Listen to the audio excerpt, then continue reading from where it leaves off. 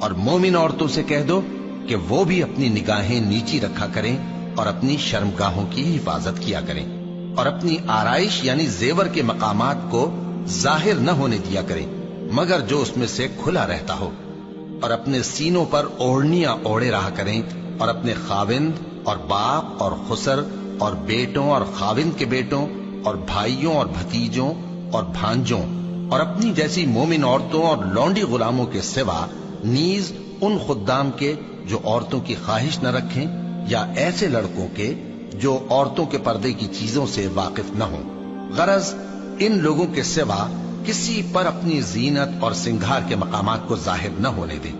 اور اپنے پاؤں ایسے طور سے زمین پر نہ مارے کہ جھنکار کانوں میں پہنچے اور ان کا پوشیدہ زیور معلوم ہو جائے۔ اور مومنو، سب اللہ کے آگے توبہ کرو تاکہ فلاح پاؤ، اور اپنی قوم کی بیوہ عورتوں کے نکاح کر دیا کرو، اور اپنے غلاموں اور لونڈیوں کے بھی جو نیک ہوں نکاح کر دیا کرو۔ اگر وہ مفلس ہوں گے تو اللہ ان کو اپنے فضل سے غنی کر دے گا، اور اللہ بہت وسعت والا ہے، سب کچھ جاننے والا ہے۔ اور جن کو بیاہ کا مقدور نہ ہو وہ پاک دامنی کو اختیار کیے رہیں یہاں تک کہ اللہ ان کو اپنے فضل سے غنی کر دے۔ اور جو غلام تم سے مکاتبت یعنی مال دے کر پروانہ آزادی کی تحریر چاہیں، اگر تم ان میں صلاحیت اور نیکی پاؤ تو ان سے مکاتبت کر لو، اور اللہ نے جو مال تم کو بخشا ہے اس میں سے ان کو بھی دو۔ اور اپنی باندیوں کو اگر وہ پاک دامن رہنا چاہیں تو دنیاوی زندگی کے فوائد حاصل کرنے کے لیے بدکاری پر مجبور نہ کرنا، اور جو ان کو مجبور کرے گا تو ان بیچاریوں کے مجبور کیے جانے کے بعد اللہ بخشنے والا ہے، مہربان ہے۔ اور ہم نے تمہاری طرف روشن آیتیں نازل کی ہیں، اور جو لوگ تم سے پہلے گزر چکے ہیں ان کی خبریں اور پرہیزگاروں کے لیے نصیحت۔ اللہ آسمانوں اور زمین کا نور ہے، اس کے نور کی مثال ایسی ہے کہ گویا ایک طاق ہے جس میں ایک چراغ ہے، اور چراغ ایک قندیل میں ہے، اور قندیل ایسی صاف شفاف ہے کہ گویا موتی کا سا چمکتا ہوا تارا ہے۔ اس میں ایک مبارک درخت کا تیل جلایا جاتا ہے یعنی زیتون کا، کہ نہ مشرق کی طرف ہے نہ مغرب کی طرف۔ ایسا معلوم ہوتا ہے کہ اس کا تیل خواہ آگ اسے نہ بھی چھوئے جلنے کو تیار ہے۔ بڑی روشنی پر روشنی ہو رہی ہے۔ اللہ اپنے نور سے جس کو چاہتا ہے سیدھی راہ دکھاتا ہے، اور اللہ جو مثالیں بیان فرماتا ہے تو لوگوں کے سمجھانے کے لیے، اور اللہ ہر چیز سے واقف ہے۔ وہ قندیل ان گھروں میں ہے جن کے بارے میں اللہ نے ارشاد فرمایا ہے کہ بلند کیے جائیں اور وہاں اللہ کے نام کا ذکر کیا جائے، اور ان میں صبح و شام اس کی تسبیح کرتے ہیں۔ ایسے لوگ جن کو اللہ کے ذکر اور نماز پڑھنے اور زکوٰۃ دینے سے نہ سوداگری غافل کرتی ہے نہ خرید و فروخت، وہ اس دن سے جب دل خوف اور گھبراہٹ کے سبب الٹ جائیں گے اور آنکھیں اوپر چڑھ جائیں گی ڈرتے ہیں، تاکہ اللہ ان کو ان کے اعمال کا بہت اچھا بدلہ دے اور اپنے فضل سے زیادہ بھی عطا فرمائے۔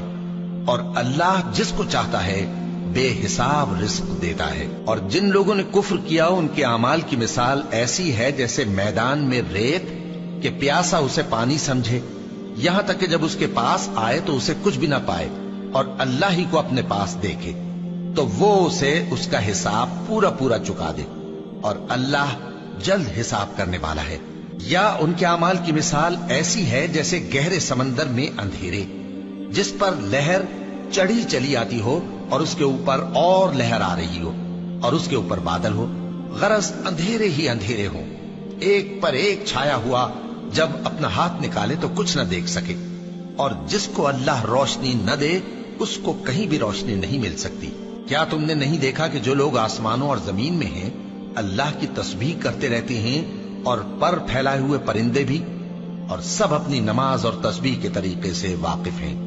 اور جو کچھ وہ کرتے ہیں سب اللہ کو معلوم ہے۔ اور آسمان اور زمین کی بادشاہی اللہ ہی کے لیے ہے، اور اللہ ہی کی طرف لوٹ کر جانا ہے۔ کیا تم نے نہیں دیکھا کہ اللہ ہی بادلوں کو چلاتا ہے، پھر ان کو آپس میں ملا دیتا ہے، پھر ان کو تہ بتہ کر دیتا ہے، پھر تم دیکھتے ہو کہ بادل سے مے نکل کر برس رہا ہے،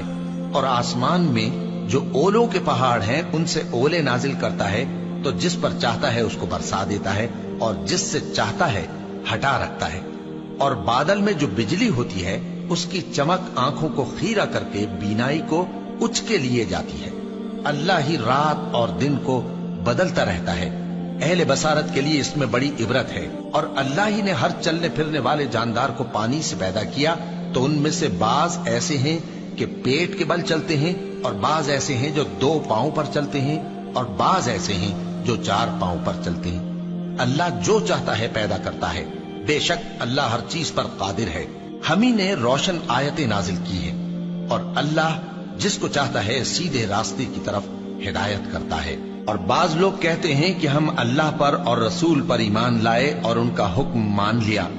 پھر اس کے بعد ان میں سے ایک فریق پھر جاتا ہے، اور یہ لوگ صاحب ایمان ہی نہیں ہیں۔ اور جب ان کو اللہ اور اس کے رسول کی طرف بلایا جاتا ہے تاکہ پیغمبر ان کا قضیہ چکا دیں، تو ان میں سے ایک فریق منہ پھیر لیتا ہے،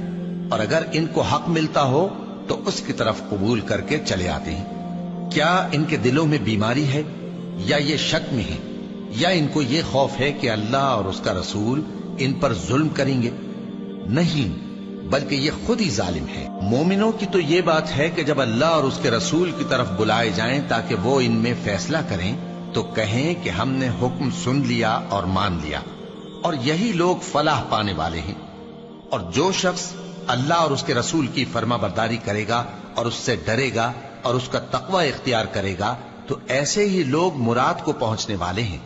اور یہ اللہ کی سخت سخت قسمیں کھاتے ہیں کہ اگر تم ان کو حکم دو تو سب گھروں سے نکل کھڑے ہوں۔